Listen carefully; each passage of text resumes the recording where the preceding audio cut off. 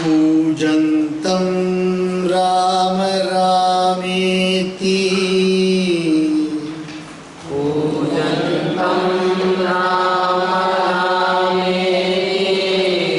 मधुरं मधुराक्षरम्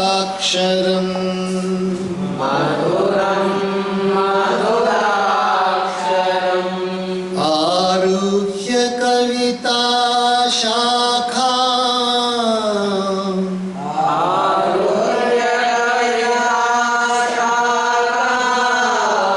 वन्दे वाल्मीकि कोकिलम् वन्दे Valmiki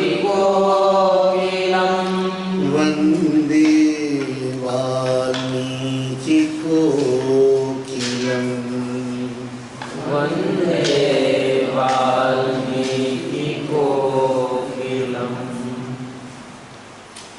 By the divine grace of Jagannatha Sri Jnana Shri Rajarajeshwari, by the grace of Paramatma in all forms, and by the grace of our masters, we all are once again assembled here to purify our minds, to harmonize our body and mind by listening to the glory of Paramatma. ಜಗನ್ಮಾತೆ ರಾಜರಾಜೇಶ್ವರಿ ಅಮ್ಮನವರ ಕೃಪೆಯಿಂದ, ಪರಮಾತ್ಮನ ಎಲ್ಲ ರೂಪಗಳ ಕೃಪೆಯಿಂದ, ನಮ್ಮ ಗುರುಗಳ ಕೃಪೆಯಿಂದ ನಾವೆಲ್ಲರೂ ಇವತ್ತು ಮತ್ತೆ ನಮ್ಮ ಹೃದಯಗಳನ್ನು ಮನಸ್ಸನ್ನು ಶುದ್ಧಗೊಳಿಸಲು, ಸಮತೋಲನದಲ್ಲಿ ಮತ್ತೆ ಸ್ಥಾಪಿಸಲು, ಪರಮಾತ್ಮನ ಮಹಿಮೆಯನ್ನು ಕೇಳುವ ಭಾಗ್ಯವಂತರಾಗಿದ್ದೇವೆ. ಯುದ್ಧ ಭೂಮಿನಲ್ಲಿ ಅಲ್ಲಿ ಇಂದ್ರಜಿತ್ತು, ರಾವಣನ ಮಗ ಇಂದ್ರಜಿತ್ತು ಬಹಳ ದೊಡ್ಡ ರಥವನ್ನು ತಗೊಂಡ್ಬಂದಾನೆ. ರಥ ಯಾವುದರಿಂದ ಯಾರು ಓಡಿಸ್ತಾರೆ ಅದು ರಥವನ್ನು? ಹುಲಿಗಳು ಎಳ್ಕೊಂಡು ಹೋಗ್ತಾ ಇದ್ದಾರೆ ರಥವನ್ನು. 4 ಹುಲಿಗಳು, ಭಯಂಕರವಾದ ಹುಲಿಗಳು ಎಳ್ಕೊಂಡು ಹೋಗ್ತಾರೆ ರಥವನ್ನು. ಇಂದ್ರಜಿತ್ ಅಲ್ಲಿ ಬರ್ತಾ ಇದ್ದಾರೆ. Indrajit is coming towards Hanuman with a chariot which is drawn by 4 fierce tigers. ಬಹಳ ಭಯಂಕರವಾದ ಸ್ವರೂಪ ಇಂದ್ರಜಿತ್ ಸ್ವರೂಪ. ಆದರೆ ಆಂಜನೇಯ ಬಹಳ ದೊಡ್ಡವರಾಗಿದೆ. Hanuman also has grown in size, very huge size, ready to face the war. Nay, as Indrajit sallied forth from that place for a contest, arrow in hand, and full of passion for war, all the 4 quarters became gloomy, and hideous beasts such as jackals began to howl in various ways. Indrajit ಬಂದು ಹನುಮಂತನ ಕಡೆ ಬರ್ತಾ ಇರಬೇಕಾದ್ರೆ ಎಲ್ಲ ಕಡೆ ಕತ್ತಲಾಗ್ತಾ ಇದೆ. ಎಲ್ಲ ಕಡೆ ಕತ್ತಲಾಗ್ತಾ ಇದೆ. ಮತ್ತು ಒಂಥರ ಮನಸ್ಸಿಗೆ ಭಯವನ್ನು ಉಂಟು ಮಾಡುವ ಪ್ರಾಣಿಗಳು, ನರಿಗಳೆಲ್ಲ ಜೋರಾಗಿ ಉರುಳುತ್ತಾ ಇದೆ ಅಂತ, ಜೋರಾಗಿ ಶಬ್ದ ಮಾಡ್ತಾ ಇದೆ ಅಂತೆ ನರಿಗಳೆಲ್ಲ. Thickly covering the sky, nagas and yakshas, eminent rishis and siddhas moving in multitudes, gathered there, and flocks of birds began to emit shrill cries, supremely rejoiced as they were. ಇವಾಗ ಇನ್ನೊಂದು ದೃಷ್ಟಿಯಲ್ಲಿ ನೋಡಿ, ಇನ್ನೊಂದು ಕಡೆ ನೋಡಿ ಏನಾಗುತ್ತೆ, ನಾಗರು, ಸಿದ್ಧರು, ಯಕ್ಷರು, ಋಷಿಗಳು ಅವರೆಲ್ಲರೂ ಕೂಡ ಬೇರೆ ಬೇರೆ ಲೋಕದಲ್ಲಿ ಇರ್ತಾರೆ. ಎಲ್ಲರೂ ಕೂಡ ಆಂಜನೇಯನ ಜೊತೆ ಇಂದ್ರಜಿತ್ತಿನ ದೊಡ್ಡ ಯುದ್ಧ ಆಗಿ ಬರ್ತಾ ಇದೆ. ಯಾಕಂದರೆ ಇಂದ್ರಜಿತ್ ಬಹಳ ದೊಡ್ಡ ಪರಾಕ್ರಮಿ. ಆಂಜನೇಯನ ಬಗ್ಗೆ ನಾವೆಲ್ಲ ಗೊತ್ತಿದೆ, ಅತುಲಿತ ಬಲಧಾಮ. ಇಬ್ಬರಿಗೂ ಒಂದು ಯುದ್ಧ ಆಗುತ್ತೆ ಅಂತ ಹೇಳಿದ್ರೆ ಇಡೀ ಪ್ರಪಂಚದಲ್ಲಿ ಕೋಲಾಹಲ ಆಗ್ತಾ ಇದೆ. ಎಲ್ಲರೂ ನೋಡೋಕೆ ಬರ್ತಾ ಇದ್ದಾರೆ. ಪಕ್ಷಿಗಳಲ್ಲೂ ಕೂಡ ಒಂಥರ ಸಂತೋಷ ಆಗ್ತಾ ಇದೆ ಅಂತೆ. ಆಂಜನೇಯ ಏನು ಮಾಡ್ತಾ ಇದೆ ಅಂತ ಪಕ್ಷಿಗಳೆಲ್ಲ ಸಂತೋಷ ಆಗ್ತಾ ಇದೆ. Perceiving the chariot bearing the standard of Indra seized by him as a token of his having conquered Indra, coming rapidly towards him, the aforesaid monkey, who was full of ardor, raised a great shout and grew to immense proportions. ಇಂದ್ರನ ರಥದಲ್ಲಿ ಬರ್ತಾ ಇದ್ದಾನಂತೆ. ಇಂದ್ರಜಿತ್ ಬರ್ತಾ ಇರೋದು ಯಾವುದು? ಯಾವ ರಥದಲ್ಲಿ? ಇಂದ್ರನ ರಥದಲ್ಲಿ. ಇಂದ್ರನನ್ನು, ದೇವತೆಗಳ ರಾಜನಾದ ಇಂದ್ರನನ್ನು ಸೋಲಿಸಿ ಆ ಇಂದ್ರನಿಂದ ತಗೊಂಡಿರೋ ರಥ ಇದೆ. ಇಂದ್ರನ ತಗೊಂಡ್ರೆ ಅದಕ್ಕೆ ಆ ರಥದಲ್ಲಿ ಬರ್ತಾ ಇದ್ದಾನೆ. ಆ ರಥದಲ್ಲಿ ಇಂದ್ರಜಿತ್ ಬರೋದು ನೋಡಿದ್ಕೊಂಡೆ ಆಂಜನೇಯನು ದೊಡ್ಡ ಆಕಾರವನ್ನು ಹೊಂದ್ಕೊಂಡಿದ್ದಾರೆ, ದೊಡ್ಡ ಆಕಾರವನ್ನು ಅಳವಡಿಸ್ಕೊಂಡಿದ್ದಾರಂತೆ. ಭಯಂಕರವಾದ ಆಕಾರ. ಸೂಕ್ಷ್ಮ ರೂಪ ಧರಿಸಿ ದಿಖಾವ, ವಿಕಟ ರೂಪ ಧರಿ ಲಂಕ ಜರಾವ. ವಿಕಟವಾದ ರೂಪವನ್ನು ಧಾರಣೆ ಮಾಡಿದ್ದಾನೆ, ಬಹಳ ಭಯಂಕರವಾದ ರೂಪ. Seated in a celestial chariot, that conqueror of Indra, who was armed with a marvelous bow, stretched his bow string, which emitted a harsh sound like that accompanying a stroke of lightning.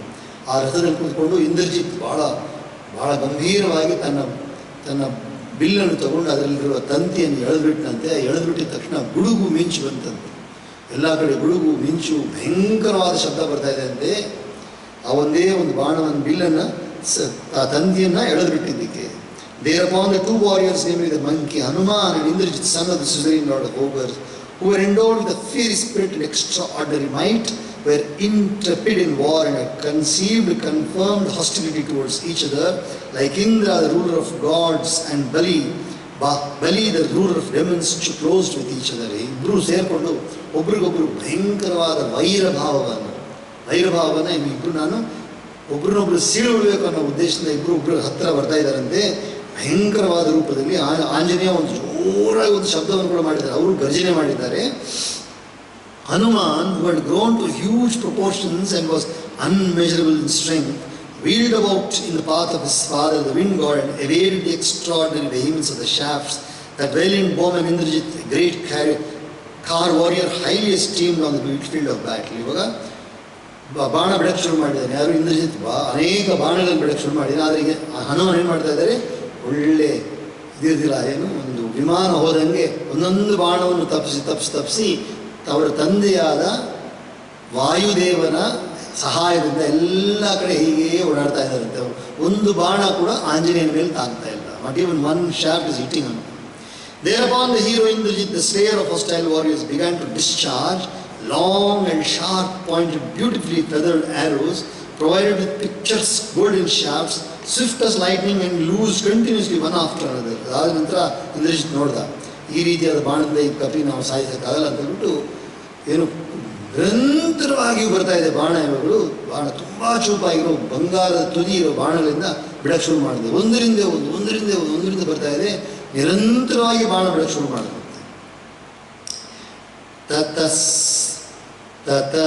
ಸತತ್ಸ್ಯಂದನಿ ನಿಸ್ವನಂಚ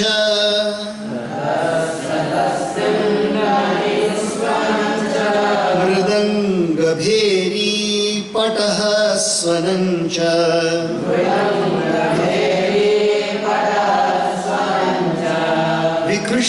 ವಿಕೃಷ್ಯಮಾಣಸ್ಯ ಚ ಕಾರ್ಮುಕಸ್ಯ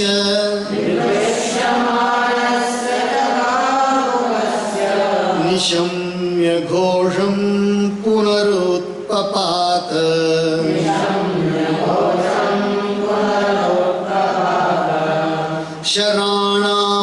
ಶರಾಣಾಮಂತರೇಶ್ವಾಶು ವ್ಯಾವರ್ತತ ಮಹಾಕಪಿಃ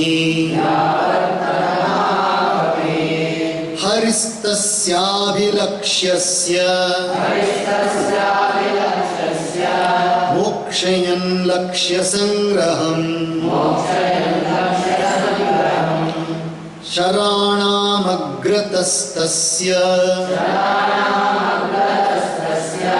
ಪುನಃ ಸಮವಿವರ್ತತ ಪ್ರಸಾರ್ಯ ಹಸ್ತೌ ಹನುಮಾನ್ ಉತ್ಪಪಾತಾನಿಲಾತ್ಮಜಃ ತಾವುಭೌ ವೇಗ ಸಂಪನ್ನೋ ರಣಕರ್ಮ ವಿಶಾರದೌ ಸರ್ವಭೂತಮನೋಗ್ರಾಹಿ ಚಕ್ರತುರ್ಯುದ್ಧಮುತ್ತಮಂ ಹನುಮತೋ ವೇದ ರಾಕ್ಷಸೋಂತರಂ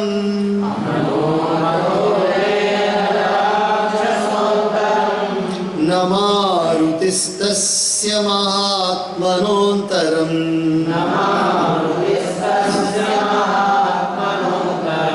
ಪರಸ್ಪರಂ ನಿರ್ವಿಷಹೌ ಬಭೂವತು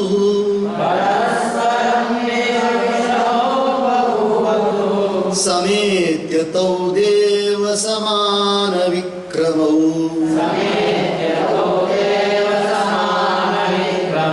ತತಸ್ತು ಲಕ್ಷ್ಯೇ ಸವಿಹನ್ಯಮಾನೆ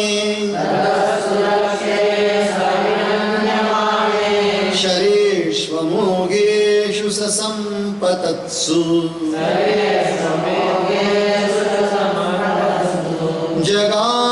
चिंतां महतीं महात्मा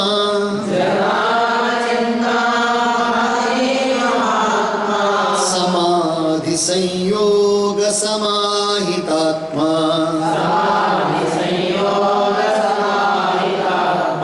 ततो मतिं राक्षसराजसूनुः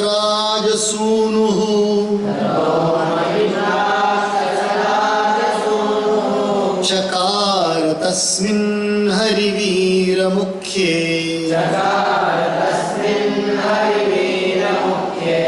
अवध्यतां तस्य कपेः समीक्ष्य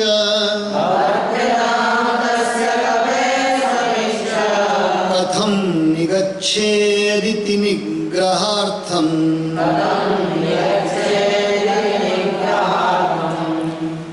Hearing the rumbling of his chariot as well as the crash of wooden tom-toms, kettle drums and war drums accompanying him, as also the sound of his bowstring being plucked, Hanuman forthwith sprang once more.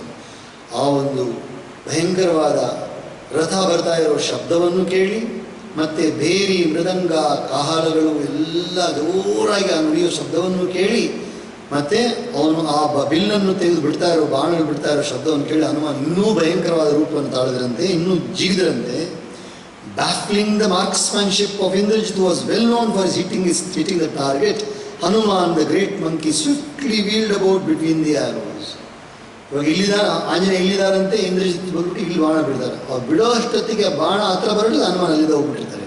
ತಪ್ಪಿಸ್ಕೊಂಡು ಅವ್ನು ಸುಸ್ತಾಗ್ತಾ ಇದ್ದಾನೆ. ಯಾರು? ಇಂದ್ರಜಿತ್ ಬಾಣ ಬಿಡೋದ್ರಲ್ಲಿ ಸುಸ್ತಾಗ್ತಾ ಇದ್ದಾನೆ. ಆದರೆ ಆಂಜನೇಯನ ಒಂದು ಬಾಣ ಕೂಡ ಮುಟ್ತಾ ಇಲ್ಲ ಅಂತ. ಹಂಗೆ ತಪ್ಪಿಸ್ಕೊಂಡು is easily, very nicely dodging away every single arrow. Not a single arrow is touching him. Hanuman sprung from the loins of the wind god, stood once more facing his arrows and forth leapt up, stretching his arms to escape his arrows. ಮತ್ತೆ ನಿಂತ್ಕೊಳ್ತಾರೆ, ಮತ್ತೆ ಬಾಣ ಬಂದ್ಕೊಂಡು ಮತ್ತೆ ಜಿಗಿತಾರೆ. Both the aforesaid warriors were richly endowed with swiftness and skilled in warfare, carried on an excellent fight which captivated the mind of all created beings. ಅಲ್ಲಿ ನೋಡ್ತಾ ಇರೋ ಎಲ್ಲ ಜೀವರಾಶಿಗಳು ಕೂಡ ಅಂಥ ಒಂದು ಭಯಂಕರವಾದ ಕಲಾಪೂರ್ಣವಾದ ಕುಶಲತೆಯಿಂದ ಮಾಡ್ತಾರೆ ಯುದ್ಧವನ್ನು ನೋಡಿದ್ರೆ. ಇಬ್ಬರು ಅದ್ಭುತವಾದ ಯೋಧರು. Both of them are fighting so beautifully, everybody is watching. The ogre found no opportunity to hit Hanuman, nor did the son of the wind god find any opportunity to catch hold of and overpower the high-minded ogre. ಆ ಇಂದ್ರಜಿತ್ ಒಂದು ಬಾಣಗಳು ಆಂಜನೇಯ ಮೇಲೆ ಬೀಳ್ತಾ ಇಲ್ಲ, ಆಂಜನೇಯ ಕೂಡ ಇಂದ್ರಜಿತ್ ಹಿಡಿಯೋಕ್ಕಾಗ್ತಾ ಇಲ್ಲ. ಎರಡೂ ಕಡೆಯಿಂದನೂ ಆಂಜನೇಯ ಏನು ಪ್ರಯತ್ನ ಮಾಡ್ತಾರೆ, ಇಂದ್ರಜಿತ್ ಹೋಗ್ಬಿಟ್ಟು ಹಿಡ್ಕೊಂಡ್ಬಿಡೋಣ ಅಂತ ಪ್ರಯತ್ನ ಮಾಡ್ತಾರೆ. ಇಂದ್ರಜಿತ್ ಏನು ಪ್ರಯತ್ನ ಮಾಡ್ತಾರೆ, ಬಾಣದಿಂದ ಹೊಡಿಬೇಕಂತ ಪ್ರಯತ್ನ. ಇಬ್ಬರಿಂದಲೂ ಎರಡು ಕೆಲಸ ಮಾಡ್ತಾ ಇದ್ದಾರೆ. ಇಬ್ಬರು ಒಳ್ಳೆ ಅದ್ಭುತವಾದ ಅತ್ಯಂತ ಶೌರ್ಯವುಳ್ಳ ಯೋಧರು. Closing with one another, the two warriors who were equal in prowess to gods grew unbearable to each other. ಇವಾಗ ಇನ್ನೂ ಹತ್ರ ಬರ್ತಾ ಇದ್ದಾರೆ. ಹತ್ರ ಬರ್ತಾ ಇರಬೇಕಾದ್ರೆ ಇಬ್ಬರು ಕೂಡ ಒಬ್ಬರನ್ನೊಬ್ಬರು ನೋಡಿದ್ರೆ ಆಗಲ್ಲ ಅನ್ನೋ ಸ್ಥಿತಿ ಬಂದ್ಬಿಟ್ಟಿದೆ ಇವಾಗ. Hanuman, who was the target of Indrajit's arrows, remained unscathed, even though Indrajit's infallible shafts were raining on him. The high-minded ogre, whose mind was focused on directing his arrows against his target, gave way to great anxiety. ನೋಡ್ದ ಇಂದ್ರಜಿತ್ ನಾನೇನು ಮಾಡಿದ್ರು ಕೂಡ ಒಂದು ಬಾಣ ಕೂಡ ಆಂಜನೇಯನ ತಾಗ್ತಾ ಇಲ್ಲ. ಈ ಥರ ಹೋದರೆ ಏನು ಪ್ರಯೋಜನ ಇಲ್ಲ. ಈ ರೀತಿಯಾಗಿ ನಾನೇನು ಮಾಡೋಕ್ಕಾಗಲ್ಲ, ಈ ಕಪಿನ ನಾನು ಮುಟ್ಟಕ್ಕೆ ಆಗಲ್ಲ. Realising the fact that the monkey in question is being incapable, realizing the fact of the monkey in question being incapable of being slain, Indrajit, son of the ruler of ogres, began to consider the question of capturing that leader of monkey heroes and thought how he could fall into bondage. ಇವಾಗ ಅವನ ಸಾಯಿಸೋದಂತೂ ಸಾಧ್ಯನೇ ಇಲ್ಲ, ಆಂಜನೇಯನನ್ನು ಕೊಲ್ಲೋದಂತೂ ಸಾಧ್ಯನೇ ಇಲ್ಲ, ಒಂದು ಬಾಣ ಕೂಡ ಅವ್ರು ಮುಟ್ಟಲ್ಲ. ಸರಿ, ಏನಾದರೂ ಒಂದು ಉಪಾಯ ಮಾಡಿ ಇವನನ್ನು ಬಂಧಿಸ್ಬಿಡ್ಬೇಕು, ಈ ಆಂಜನೇಯನನ್ನು ಬಂಧನೆ ಮಾಡೋದೇ ಕಟ್ಟಿಬಿಡಬೇಕು, ಕಟ್ಟಕ್ಕೆ ಉಪಾಯ ಮಾಡೋಣ ಅಂತ ತೀರ್ಮಾನ ಮಾಡಿ.